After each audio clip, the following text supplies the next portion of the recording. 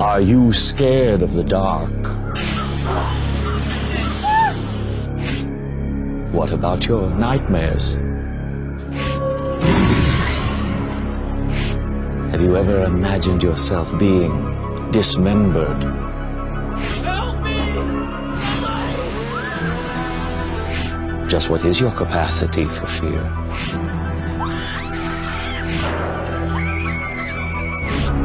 I think it's time we find out.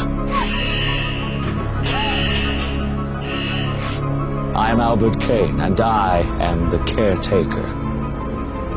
Tonight you will be my very special guest for the most intense night of terror on Earth. Universal's Halloween Horror Nights. Join me on a journey through your fears as I transform Universal's Islands of Adventure into one disturbing nightmare after another. Your time has come.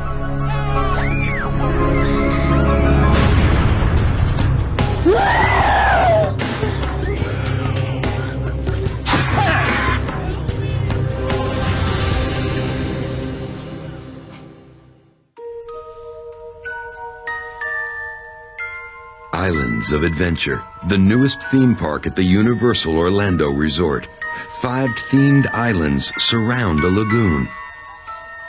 The attractions here allow you to defy gravity, brave the world's first inverted dual-track coaster, come face to face with a T-Rex, and scale buildings with Spider-Man in one of the most advanced attractions ever created. It is a thrill-seeker's paradise, exciting and terrifying.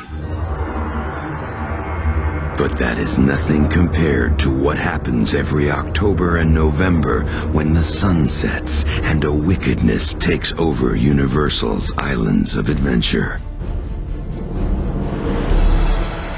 Evil arrives.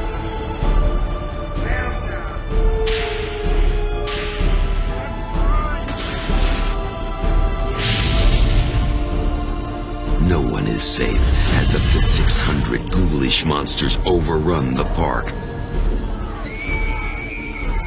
torturing the innocent souls who dare to enter. No, this isn't a nightmare. It is Halloween Horror Nights, a special ticket event that takes place after theme park hours.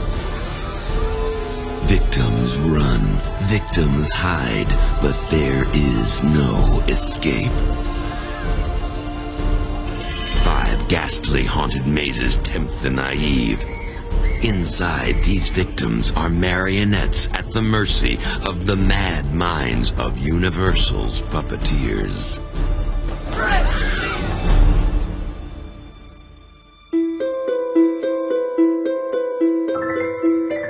Halloween Horror Nights is one of the most professionally done attractions in the country. It's a highly detailed, high startle, high score event. Universal's reputation and resources make this one of the biggest horror-themed events in the country. One of the things that Universal Studios is able to do is budget. They're able to put a large amount of money into their events, into each one of their elements, their attractions. Another advantage Universal has is its history with horror. Long before Halloween Horror Nights wreaked havoc on theme park visitors, Universal Studios was making moviegoers squirm in their seats. Universal was known for its horror films, and it was also known that the horror films actually helped save Universal from financial disaster. Films such as Frankenstein, Dracula, The Mummy. But there's a big difference between watching a horrific event and living it. That is the challenge the designers of Halloween Horror Nights faced.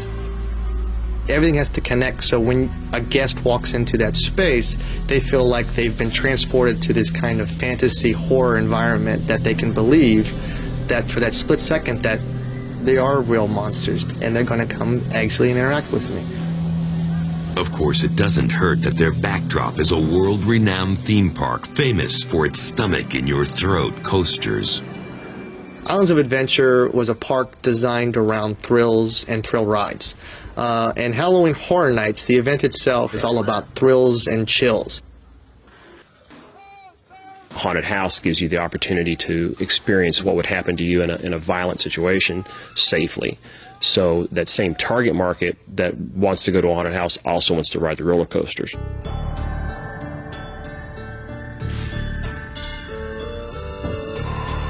The Universal team spends an entire year designing the event.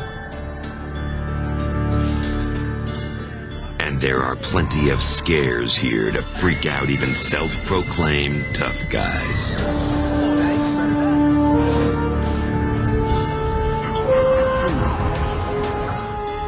Every nook and cranny is what Universal calls a scare zone. But it is the 5 haunted mazes that draw thousands of would-be victims each night. A haunted maze is an experience that is a series of different types of scenes that you go through. We use the term maze because it is a maze. We don't want people to ever feel like they know which way to turn, which way to go. And one of the ways Universal makes the mazes believable is by developing a story. Some of the mistakes that we've come across over the years developing Halloween is taking the guest and not giving them the credit that they deserve. A theme is very, very important to the guest. They want to know why this maze is here, why this room is filled with bodies, why this creature is coming after me.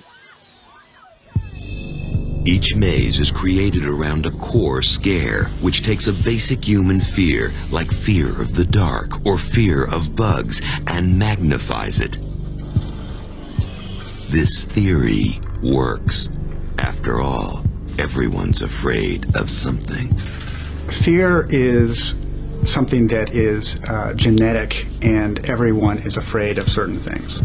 But fear is also learned. So, Universal asks the ultimate question: what are you afraid of? Be careful how you answer, because they'll figure out a way to make it 10 times worse than your imagination.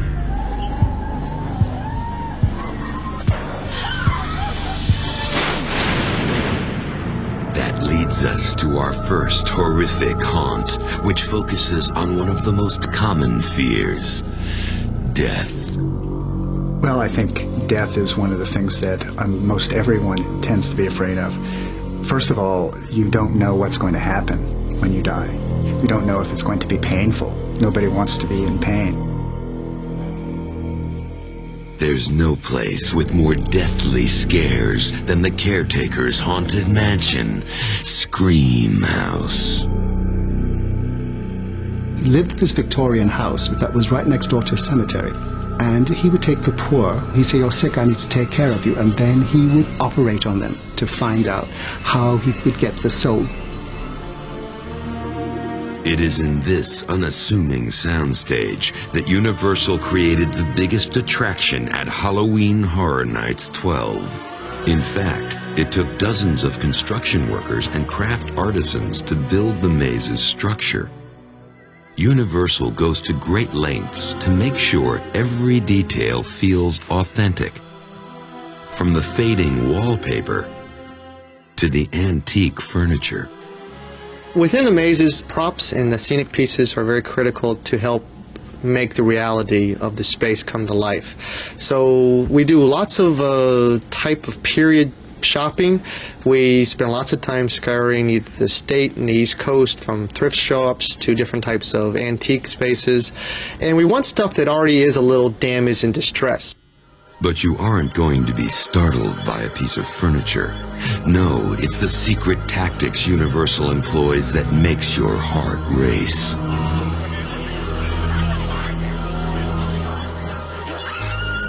Scare tactics for what we do here at Halloween Horror Nights are something that as designers we keep very close to us. It's almost like the magician giving away the secret of how he pulls the rabbit out of the hat. 2 types of scare tactics are special effects and scarectors, who are actors hired by Universal to to give you the fright of your life. Our cameras got to go behind the scenes of Scream House to find out how they used these and other scare tactics like misdirection and distraction. Some of our scares are about distraction.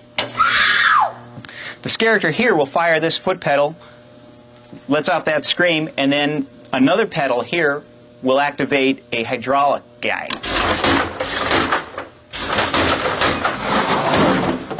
This is called a boudoir.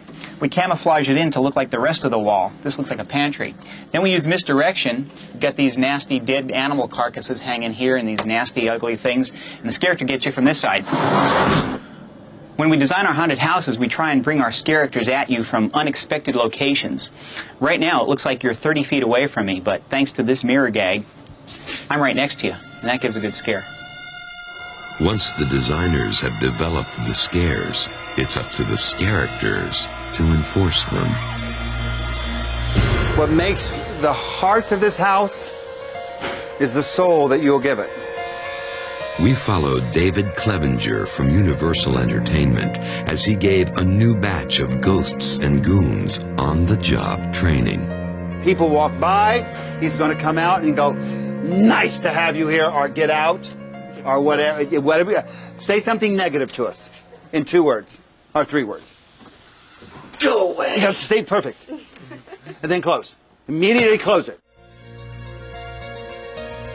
The cast of Scream House characters include a whole host of creatures who fell victim to the caretakers' experiments. And to make sure a scare lurks around every corner, Universal staffed Scream House with up to 26 characters a night.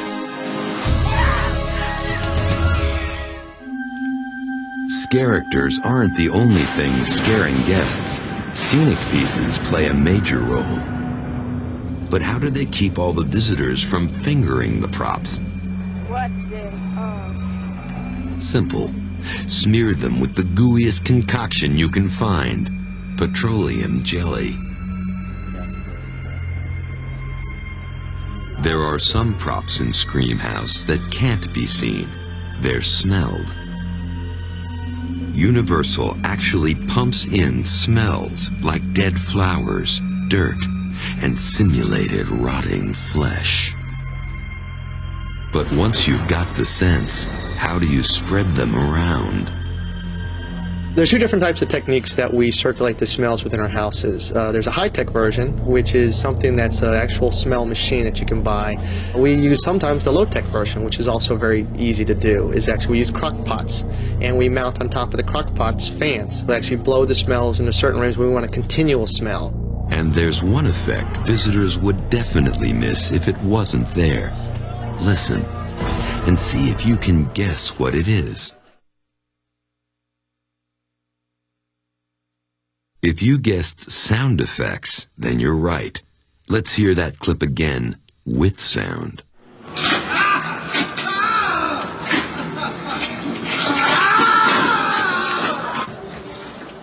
Sound effects and music play a major role in any maze. In fact, it takes an entire room worth of equipment to keep Scream House, well, screaming.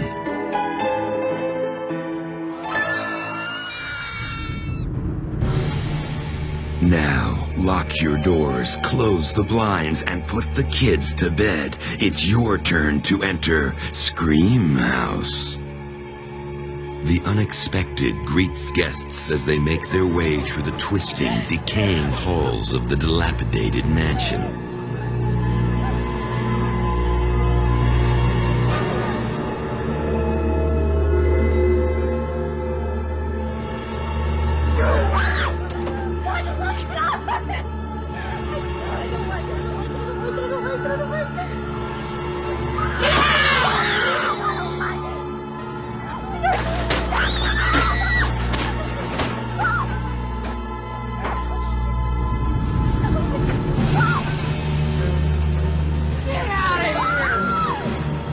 Angry souls who fell victim to the caretakers' maniacal experiments take revenge on the innocent. scaring them when they least expect it.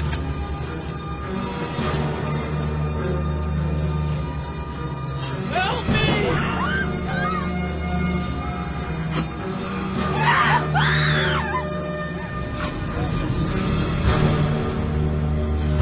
I can't go.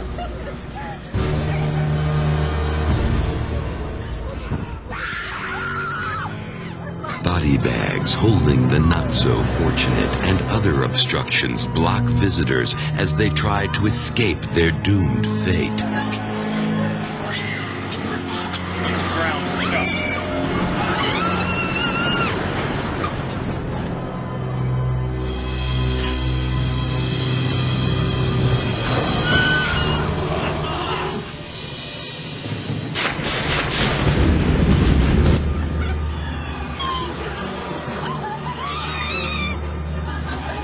Finally leads them to the mausoleum and a face-to-face encounter with the caretaker.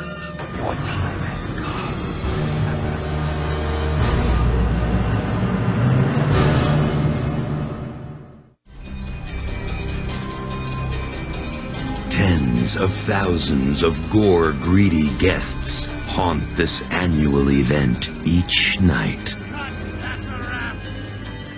Putting on an event of this magnitude takes an entire year of planning, with Universal creating new Halloween Horror Nights content each year.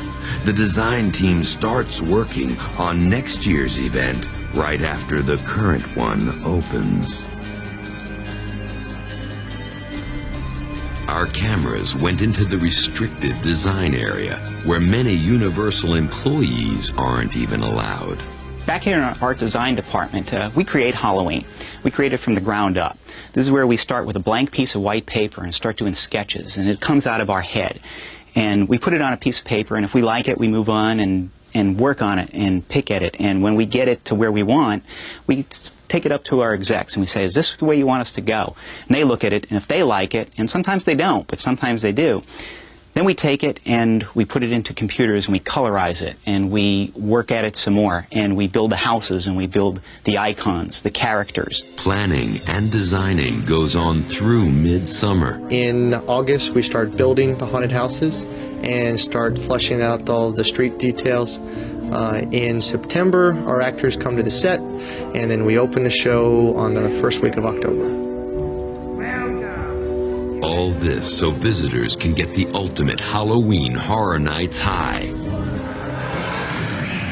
The adrenaline rush.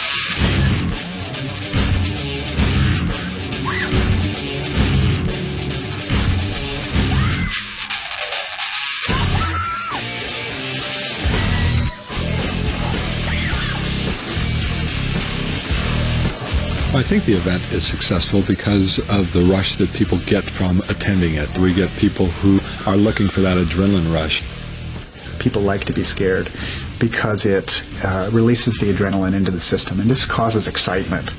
In fact, part of being alive is having that sort of chemical in your system. So, how does Universal turn a happy-go-lucky theme park by day into a land of terror by night? It takes us all of about 2 hours to do it, and it's an army of people, and they're choreographed to the point where everybody knows what they have to do in a certain period of time. It's almost like a ballet, that's how it happens. One of the lands that gets this twisted facelift is Marvel's Superhero Island. By day, this Islands of Adventure land is home to superheroes, where mild-mannered people are safe to roam the streets. By night, good has been crushed. The villains have won, and humans are in danger. This land morphs into Island Under Siege. Carnage, which is the master villain of our island, basically is the master of the space. He's basically turned the whole island into kind of chaotic space. Overturned cars, smoke and fire, and and mangled villains make Marvel Superhero Island feel like nothing short of a theme park war zone. Amongst the rubble and rampage of Island Under Siege is one of the event's 5 mazes, Maximum Carnage. You have to navigate through this kind of barbed wire experience with gamma radiation and toxic chemicals, target practice with laser beams, and all the while these evil henchmen and supervillains chasing you, wanting to capture you and make you part of their evil clan. Maximum Carnage is an interesting attraction. There's a lot of actors popping out of nowhere. It's different from the other attractions, which is always good. A run through Maximum Carnage can be very threatening and make you feel out of control. Or at least that's how the Universal designers want you to feel. Maximum Carnage, the core scare, is all about threatening environments. It's about being out of control. So how did they create an atmosphere that appears to be threatening while keeping it safe? It's all about the high-tech toys. Basically, one of the scares we use in all the houses are these pneumatic devices. They're handed to the character, and as the guests walk through, they're frightened by the sound. And if that doesn't scare them, that will. This is the vortex, or the tunnel. It's a lightweight cylindrical device that spins around a bridge as you're walking through it. It's basically backlit to give a disorienting effect that makes you kind of want to grab onto the rails because you're not sure of the motion that's going through. Basically, this is the waterfall effect. It consists of a series of pool pumps that draws the water out of a pool vat area, pumps it up 10 feet into the air. The water gently cascades over to the side. We accent this with lighting effects to give it more disorienting of effect, and then we scare from opposite directions for full effect. So what's it like to take a trip through Maximum Carnage? Now it's your turn to find out. A maze of twisted metal, chain-link fences, and Carnage's henchmen are on the loose. The music is deafening. The lights are blinding as you trudge through pools of toxic waste.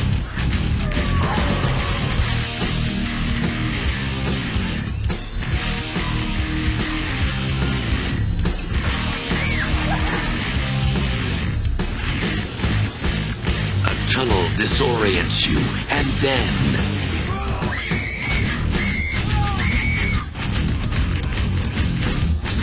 finally you enter the nuclear reactor room.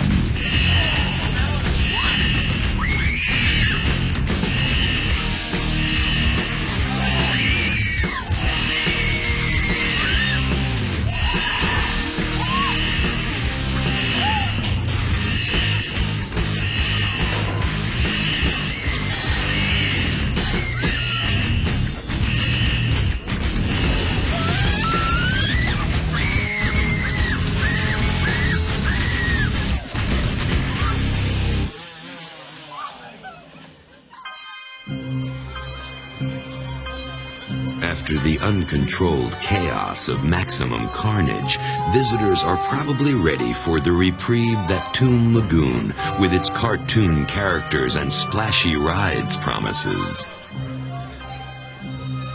Too bad. We created a character called a Trig and Froon, which are characters that travel in pairs, and the characters are able to actually hide in the foam and pop out at you and interact with you. So we've littered basically the whole island with foam. Toon Lagoon doesn't normally look like a giant bubble bath, so where did they get all the suds? The foam machines are a great commercial product that we use that takes 55-gallon drum, which is basically a soap substance, and interjects air into it, and then actually creates a large, basically bubble bath type of foam. We usually transport it through a scaffolding tower and hang the foam machines about 10 feet in the air. And this gives us a great kind of waterfall effect of foam.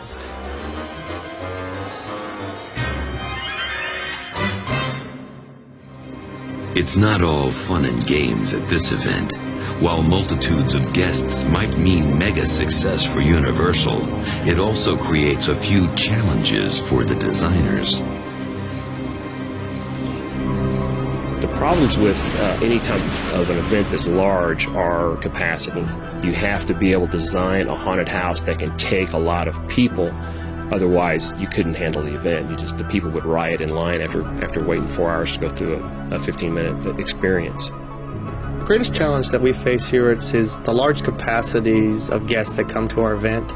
So for us, our biggest challenge is how do we still make it singular within the large amount of people that come and experience us. So we have to do that very strategically through the design, through the layout, for how we actually able to split the groups up away from their safety and their security. There is no safety or security when it comes to the prehistoric creatures in Universal's Jurassic Park.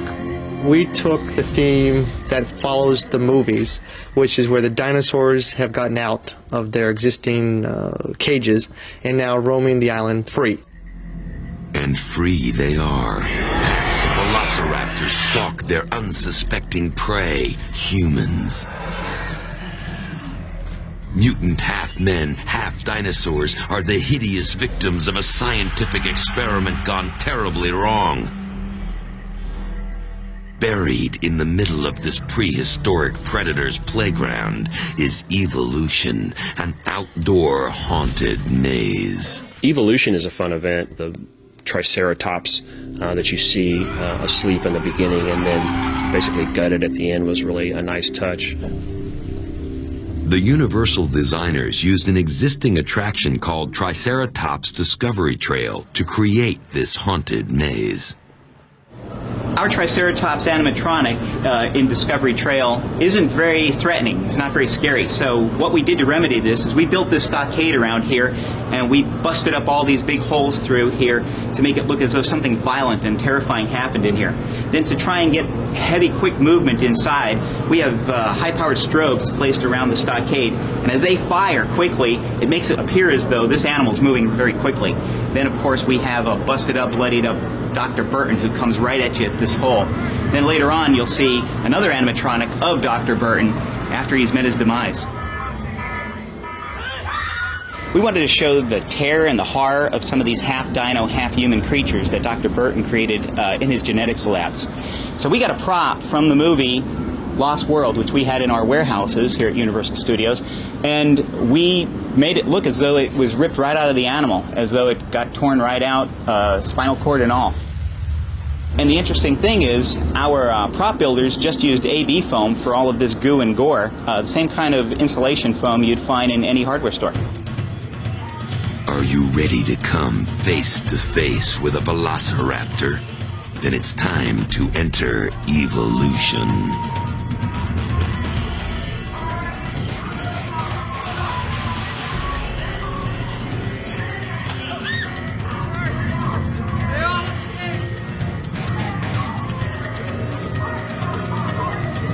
There is little hope for you, considering the fate of Dr. Burton.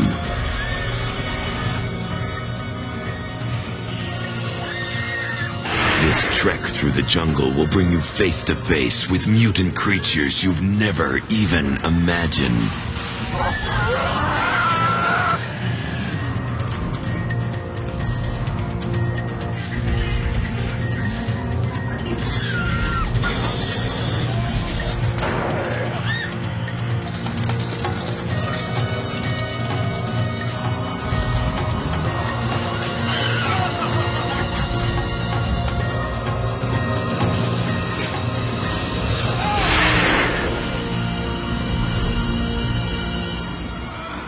It's really scary.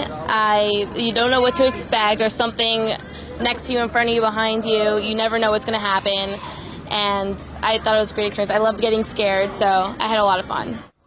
If marauding dinosaurs aren't disturbing enough, these performers look like they just stepped out of a sideshow. They are known simply as the Freaks.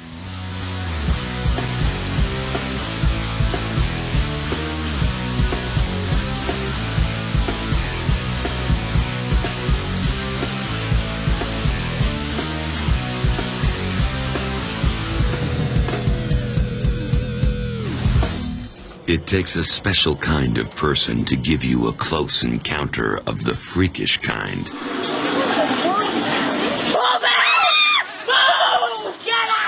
Meet one of Halloween Horror Nights' resident freaks, the Rat Lady. I never thought about what the feeling would be like to have rats climbing all over me. First couple times I came in here, it was kind of eerie feeling, having a little pitter-patter on you, but you get used to it.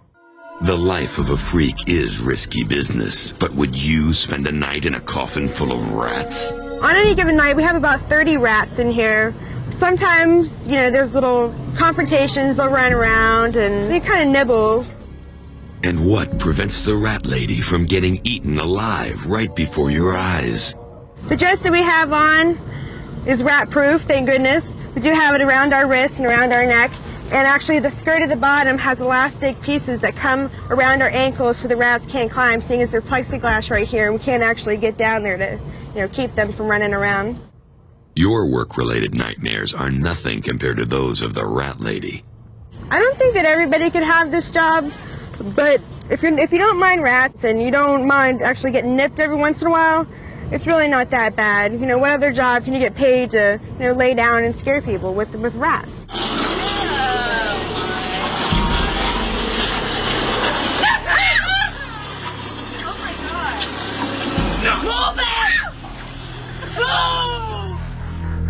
If that's not enough, then the sideshow outside of maximum carnage will shock some and make most queasy. He's half man, half lizard, and 100% gross. Meet Lizard Man.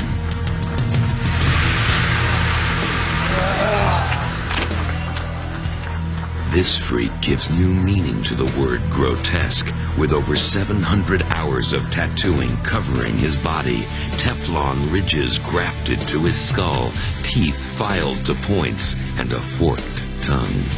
But that's just an appetizer. Show him the dart. This is a dart game for the macabre.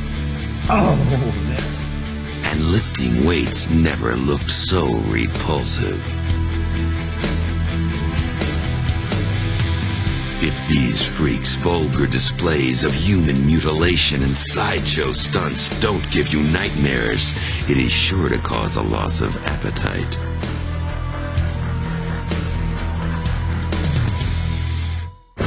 From a freak show to a hot TV show, pop culture is one way the Universal team gets inspiration for haunted mazes. When we start developing Halloween, one of the things that we do is we take a look at what society is scared of. What's the newest trend? A good example this year is reality-based. That brings us to our last maze, Fear Factor, which was based on the reality TV series of the same name. The brand Fear Factor is synonymous with gross, nasty, yucky, slimy elements. So we took all of those elements and said, let's put them in a maze, turn the lights out, and then have them navigate it in the complete darkness. Fear Factor puts the creepy, crawly, gross, and gooey in a darkened maze.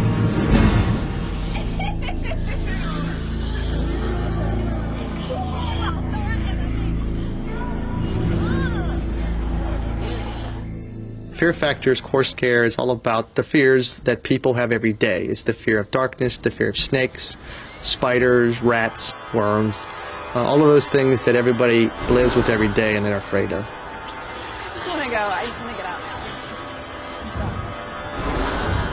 now. There's many reasons to be afraid of insects and creepy crawlies. I think that much of that comes from childhood.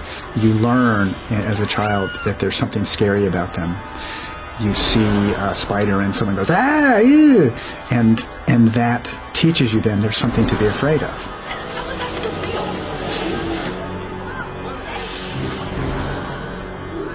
So how did Universal take this cauldron of fears and brew them up to create a haunted maze? We're here in the worm room, and As you can see, what we've done is taken these lengths of rope, put gummy worms on, fishing lures, we've got these little snakes, and in the dark, these are going to feel like real worms, which are really going to play on people's fears. You're going to be walking through here and getting these gooey things on you. It'll really mess with people's minds.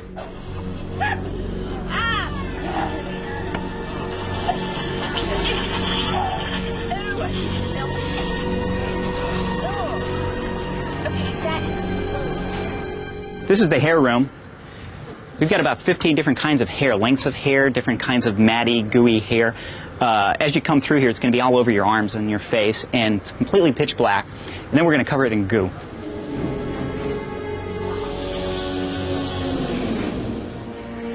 I'm backstage with one of our special effects here. This is the shock drop bridge. As people come through, a scare actor will be hitting this foot pedal, dropping that bridge 2 inches into complete darkness.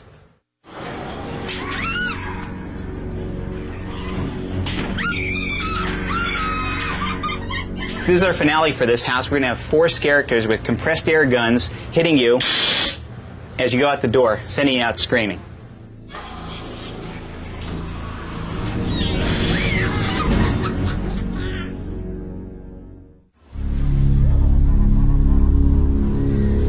To instill fear in park guests, Universal employs approximately 600 characters who make it a perilous adventure for those who brave the event. One of the star's characters of Halloween Horror Nights XII looks like he could have popped out of the pages of a novel. Meet Nightmare. This menacing monster was the brainchild of the Universal Dream Team. But how do they turn an idea for a monster into the real deal? First, the concept is drawn as a pencil sketch. Then that drawing is transformed into a computer color rendering. From the color rendering, a small statue called a maquette is constructed. The prosthetics lab and costuming department then create the life-size costume. One of the most integral parts of Nightmare and many other characters is the mask. Making these synthetic disguises is practically a work of art.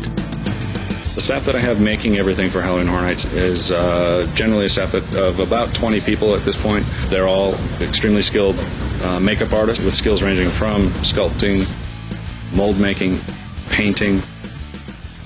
And here's an eye-opener. They have to create multiple masks for one character. We might have to make 15 of the same mask because they're in different areas of a haunted house or they're in shifts. So it's not that we just make a mask and it's one person. The caretaker, the icon for Halloween Horror Nights XII, doesn't wear a mask. His look is created with makeup. Our cameras rolled as makeup artist Jonah Levy took actor Bryce Ward from normal guy to creepy goon, a process that takes up to 2 hours.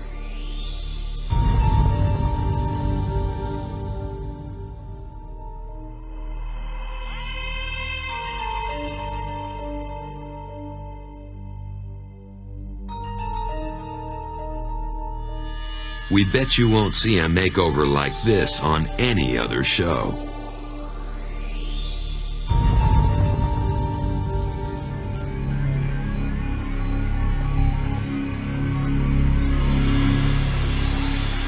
In the character hierarchy, the event icon is certainly at the top of the food chain.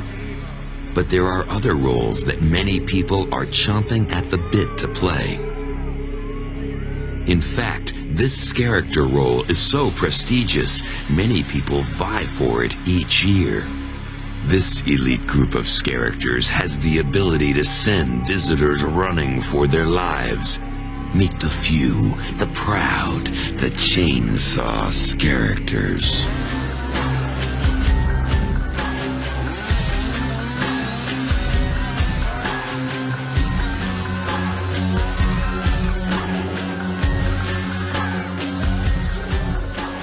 When I I scare people, it's the adrenaline just builds up inside of me, and it just gives me a sense of excitement and enthusiasm that I'm doing my job right and doing the right thing and just having a lot of fun out there. The easiest scare, and probably the most effective scare even today, is the chainsaw. It's the noise, it's the vibration, it's the fact that it's handheld, so it's mobile, and they are absolutely the most effective scare. If chainsaw-wielding psychos don't make you wet your pants, perhaps a trip back to your childhood will.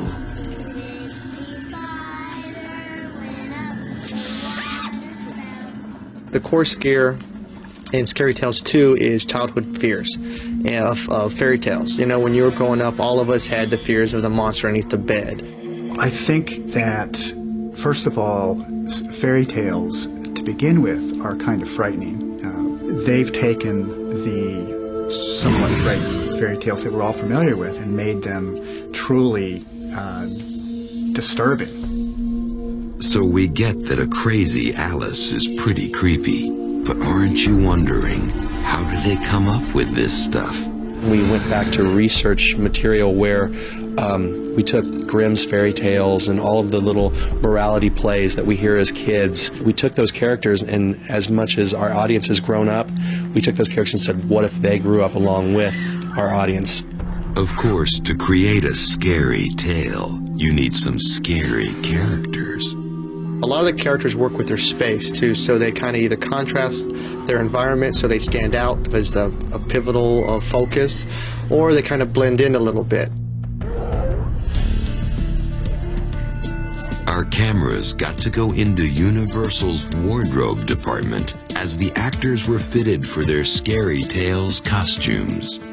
One of the costumes may look out of place amongst the pigs and princesses. It's a black and white costume that actually works with the Scary Tales set to create a scare tactic called camouflage. So when you walk through Scary Tales in the psychopath room, we have a series of patterns that actually provide you camouflage. And we've dressed the character in this space that looks exactly like the wall. You feel that the wall can't attack me, it's very safe. And suddenly for a split second, you realize that you do have somebody in your space, but you can't focus on them because of the strobes, and now we've been able to scare you. Are you beginning to feel like Alice after she followed the white rabbit into a world of bizarre creatures? Not yet? Then it's your turn to enter Scary Tales 2.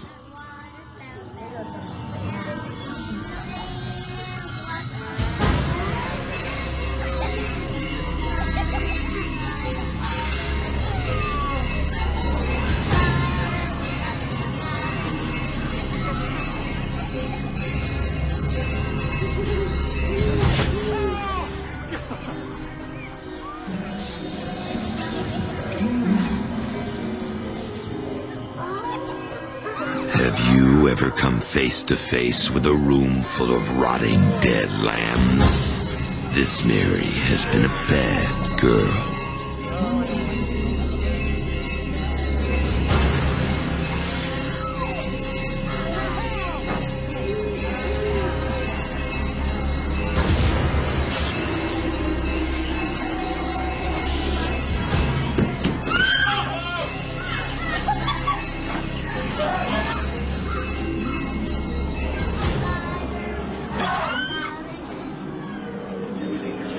It seems this grandma didn't get eaten by the wolf.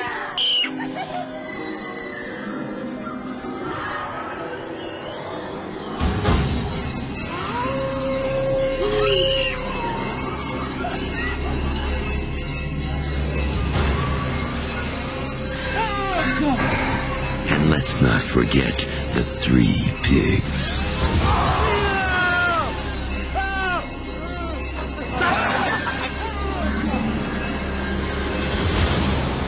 My favorite haunted house was Scary Tales because it couldn't see what was happening, and the people were in it were like really like energetic and like scary, and they jumped out at you from all different corners, and yeah, and somebody would get scared if, like right in front of you, and then you'd walk by and they'd scare you and you'd still be scared. Some of the attendees of Universal Orlando's Halloween Horror Nights are die-hard fans that take Halloween very, very seriously. I'm a Halloween Horror Nights fanatic. I track it all year on the computer. I look at different websites to try to find out as early as possible what the new logo is going to be. I collect shirts, hats, pins, buttons, shot glasses, ashtrays. I have shirts from every year. I have at least, I think I have 40 shirts. I have almost anything you could want from Halloween Horror Nights, I probably have it. So what can these fans and others expect to see at future Halloween Horror Nights?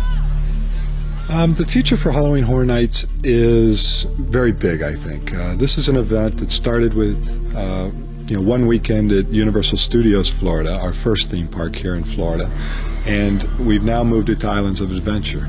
As this event grows, it will outgrow Islands of Adventure, and I see it moving into probably 2 parks as the years passes by, where we can even make the theming a little bit, more themed towards what's in our islands, and then take a more movie approach in the studios and join the two to kind of a mega Halloween Horror Nights. But there is one thing that will probably never change, and that is Universal's desire to scare you to death.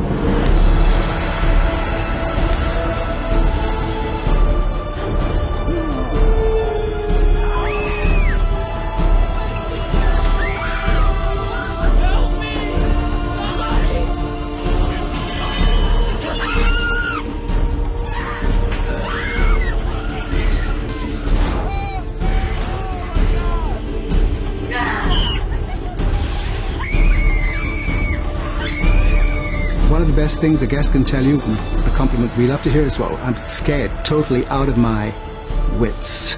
Just like, I can't believe it. It was just wonderful. I got to come back for more. And you go, good, you're sick. We want you back for more.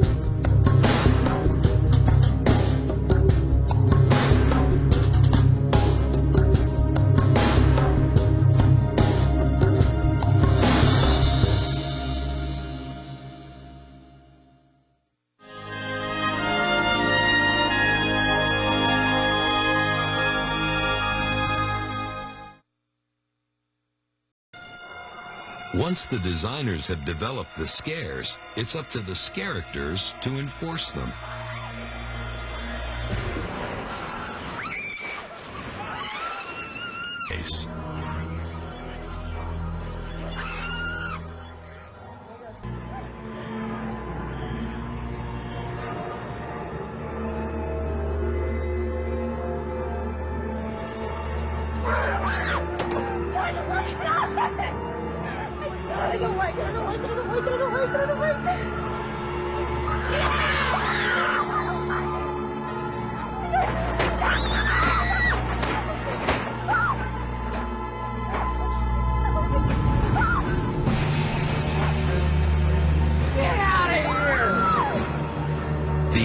Souls who fell victim to the caretaker's maniacal experiments take revenge on the innocent, scaring them when they least expect it.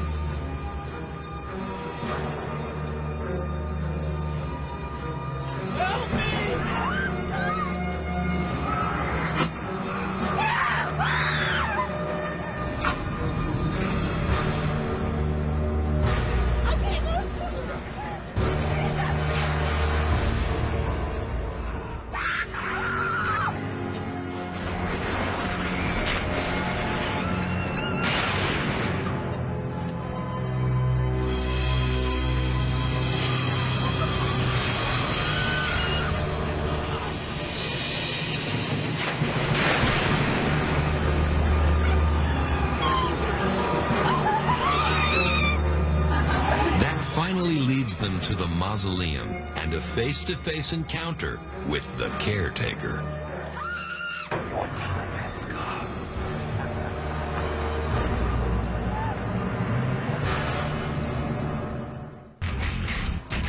A maze of twisted metal, chain-link fences, and Carnage's henchmen are on the loose. The music is deafening. The lights are blinding as you trudge through pools of toxic waste.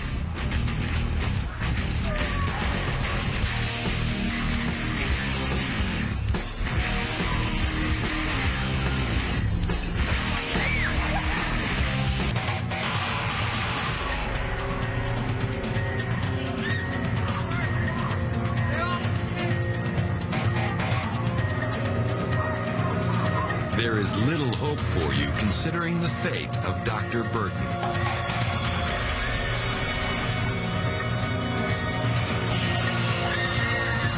This trek through the jungle will bring you face to face with mutant creatures you've never even imagined.